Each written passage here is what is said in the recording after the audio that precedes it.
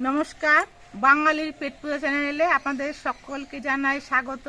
আজকে আমি পাঁপড় দিয়ে সুন্দর নতুন একটা রেসিপি আপনাদের সঙ্গে শেয়ার করব।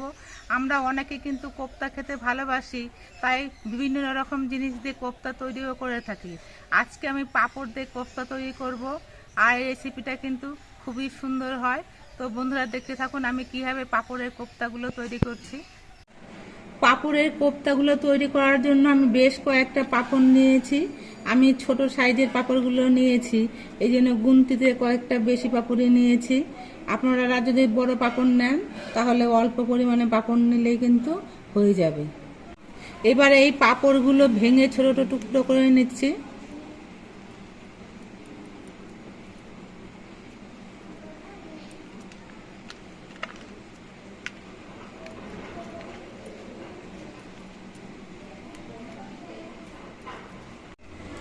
পাঁপড়গুলো ভেঙে আমি ছোট টুকরো করে নিয়েছি। এবার এই পাঁপড়গুলো আমি একটা মিক্সি জারের মধ্যে নিয়ে নিচ্ছি। এবার এই পাঁপড়গুলো আমি গুঁড়ো করে নেব। পাঁপড়গুলো আমি গুঁড়ো করে নিয়েছি। এবার একটা পাত্রের মধ্যে ঢেলে নিচ্ছি। পাঁপড় কিন্তু একেবারে মিহি করে গুঁড়ো করা যাবে না, একটু কুচি কুচি আছে, তাতে কোনো অসুবিধা হবে না। এই দেখুন এরকম কুচি কুচি আছে। এবার এই মিক্সি জারের মধ্যে নিয়ে নিচ্ছি অল্প করে টুকরো করে কাটা আদা, একটা টমেটো কুচি, কয়েকটা কাঁচা লঙ্কা আর কিছু ধনেপাতা। এবার সব কিছু একসঙ্গে পেস্ট করে নেব। টমেটো, ধনেপাতা, আদা এগুলো পেস্ট করে নেওয়া হয়ে গেছে। এবার এগুলো একটা বাটির মধ্যে আমি নিয়ে নিচ্ছি।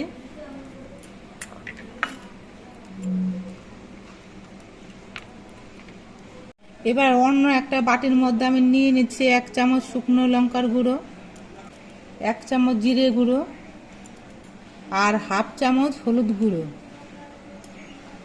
এবার জল দিয়ে এই মশলাটা আমি গুলিয়ে নেব।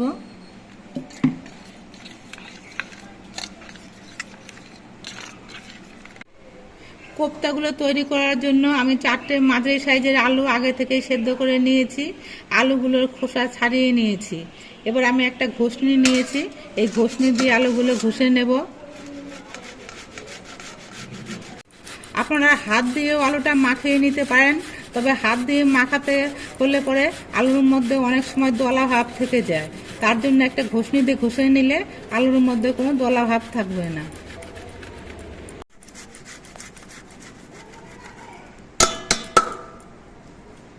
আমার 4টে আলুই ঘষে নেওয়া হয়ে গেছে।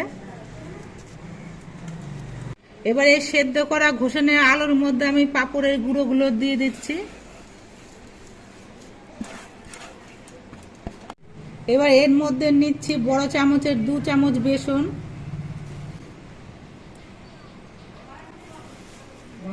চারটে কাঁচা লঙ্কা আমি কুচি করে কেটে নিয়েছিলাম, সেই কাঁচা লঙ্কা কুচি, পরিমাণ মতো নুন,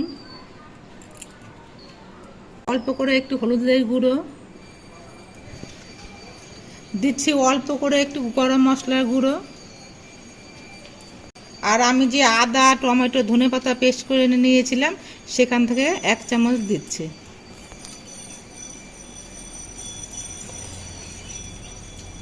এবার সব কিছু দিয়ে হাত দিয়ে মেখে নিতে হবে, কোনো জল দেওয়া যাবে না।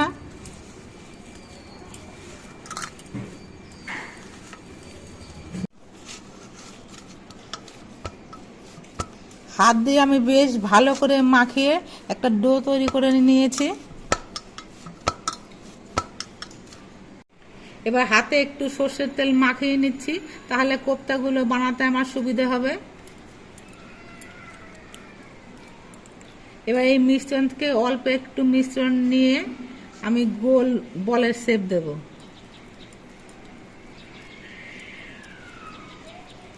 এই দেখুন এইভাবে আমি কোপ্তাটা তৈরি করে নিয়েছি।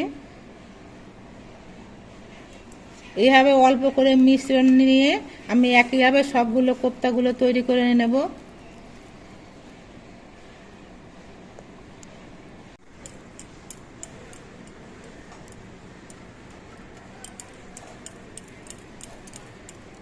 আমি সবগুলো কোপ্তাই মোটামুটি একই সাইজের করে তৈরি করে নিয়েছি। এবার পাঁপড়ের কোপ্তাগুলো রান্না করা হবে। তার জন্য গ্যাসে কড়াইটা বসিয়ে দিয়ে কড়াইটা বেশ ভালো মতো গরম করে নিয়েছি। এবার দিচ্ছি সাদা তেল। তেলটা গরম হয়ে যাওয়ার পর এবার এই সাদা তেলে আমি কোপ্তাগুলো ভেজে নিচ্ছি। আমি একসঙ্গে 4-5টা করে কোপ্তা দেব। এই সময় গ্যাসের ফ্লেমটা কিন্তু কমিয়ে রাখতে হবে। কোপ্তাগুলো উল্টে পাল্টে নিয়ে সব দিকে ভালো করে ভেজে নিতে হবে।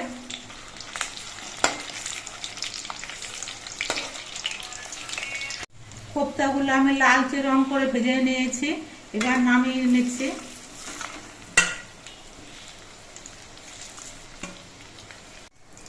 আবার কয়েকটা কোপ্তা আমি দিয়ে ভেজে নেব।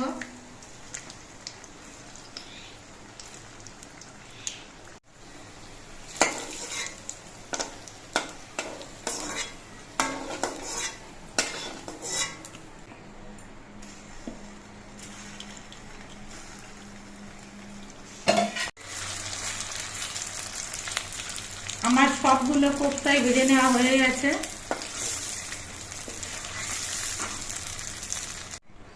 আমি কোপ্তাগুলো ভেজে নিয়েছি সাদা তেলে, কিন্তু কোপ্তাগুলো রান্না করবো আমি সর্ষের তেলে। এই জন্য এই সাদা তেলটা আমি একটা বাটির মধ্যে ঢেলে রেখে দিচ্ছি। এবার কড়াইতে দিচ্ছি সর্ষের তেল। সর্ষের তেল দিয়ে রান্না করলে কোপ্তাটা খেতে বেশি ভালো লাগবে। তবে আপনারা যদি সর্ষের তেল অপছন্দ করেন সেক্ষেত্রে সাদা তেলেও রান্না করতে পারেন। সর্ষের তেলটা গরম হয়ে গেলে এর মধ্যে একটা তেজপাতাকে 2 টুকরো করে দিচ্ছি। দিচ্ছি 2টো শুকনো লঙ্কা, অল্প করে একটু গোটা জিরে। মশলাগুলো ভাজা হয়ে গেলে একটুখানি হিং দিচ্ছি। নিরামিষ রান্নায় একটু হিং দিলে খেতে বেশি ভালো হয়। সবকিছু দিয়ে নেড়ে চেড়ে মিশিয়ে নিয়ে আমি যে আদা, টমেটো, ধনেপাতা পেস্ট করে নিয়েছিলাম সেই মশলাটা দিয়ে দিচ্ছি।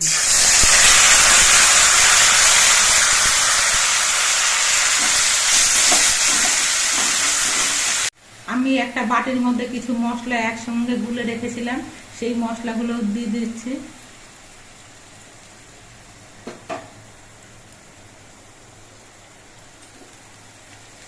এবার সব মশলাগুলো একসঙ্গে কিছুক্ষণ কষিয়ে নিতে হবে।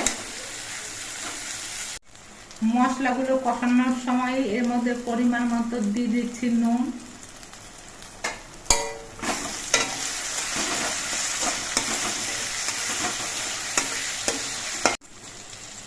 মশলাগুলো কিছুক্ষণ কষিয়ে নেওয়ার পর মশলা থেকে দেখুন তেল ছেড়ে দিয়েছে।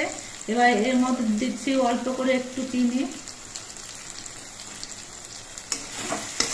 চিনি দিয়ে নেড়ে চেড়ে মিশিয়ে নিতে হবে। আমি কোনো কাশ্মীরি লঙ্কা গুঁড়ো দিলাম না। আপনারা সুন্দর একটা কালার পেতে চাইলে এর মধ্যে 1/2 চামচ কাশ্মীরি লঙ্কা গুঁড়ো দেবেন, তাহলে তরকারিটাতে সুন্দর একটা কালার হবে।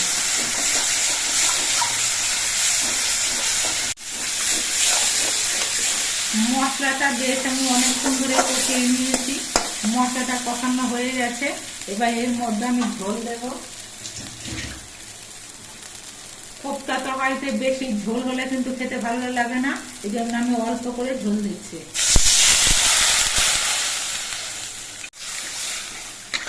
এবার ঝোলটা কিছুক্ষণ ফুটিয়ে নিতে হবে। ঝোলটা আমি 3-4 মিনিটের মতো ফুটিয়ে নিয়েছি। এবার ভেজে নেওয়া কোপ্তাগুলো দিয়ে দিচ্ছি। কোপ্তা দিয়ে বেশিক্ষণ ফোটানো যাবে না, তাহলে কোপ্তাগুলো কিন্তু ভেঙে যেতে পারে। কোপ্তাগুলো দিয়ে 2-3 মিনিটের মতো ফুটিয়ে নিলেই কোপ্তার তরকারিটা হয়ে যাবে। কোপ্তা দিয়ে আমি 2 মিনিটের মতো ফুটিয়ে নিয়েছি। এবার এর মধ্যে গুঁড়ো গরম মশলা দিচ্ছি। গরম মশলা গুঁড়ো দিয়ে নেড়ে চেড়ে মিশিয়ে নেব। এবার গ্যাসটা অফ করে দিয়েছি। কোপ্তা তরকারিটা আমার হয়ে গেছে। গরম গরম ভাতের সঙ্গে খেতে কিন্তু এটা দারুণ লাগবে। বন্ধুরা, আপনারা দেখতে পেলেন আমি পাঁপড় দিয়ে কীভাবে কোপ্তার তরকারিটা তৈরি করলাম। আপনারা পাঁপড় দিয়ে চাটনি তো অনেক খেয়েছেন, পাঁপড় দিয়ে এভাবে কোপ্তার তরকারি একদিন খেয়ে দেখবেন, আশা করছি ভালো লাগবে। আর আমাদের ভিডিওটা আপনাদের কেমন লাগলো, যদি ভালো লাগে ভিডিওটিতে একটি লাইক, আর নতুন বন্ধু হলে চ্যানেলটিকে সাবস্ক্রাইব করে দেবেন। সকলে সুস্থ থাকবেন, ভালো থাকবেন, দেখা হবে পরবর্তী আর একটা ভিডিওতে।